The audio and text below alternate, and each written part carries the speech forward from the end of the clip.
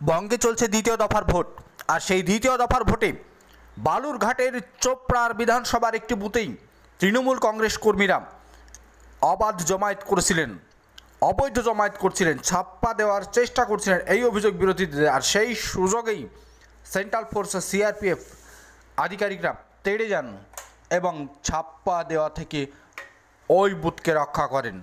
ভাগি আসে ছাপ্পা দেনা হে আজা, এমনই মন্তব্যে তেড়ে যান সিআরপিএফের জওয়ানরা।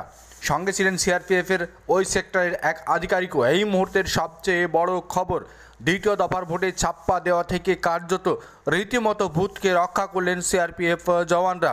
বাঁশ বাগানের ভিতর দিয়ে তাড়িয়ে একদম এলাকা ছাড়া করলেন তৃণমূল কর্মীদের। এই মুহূর্তের সবচেয়ে বড় খবর, দ্বিতীয় দফার ভোটে কার্যত ছাপ্পা দেওয়ার যে চেষ্টা করেছিলেন সেটা রুখে দিলেন সিআরপিএফ জওয়ানরা। বুথের ধারে কাছে কেউ ঘেঁষতে পারল না।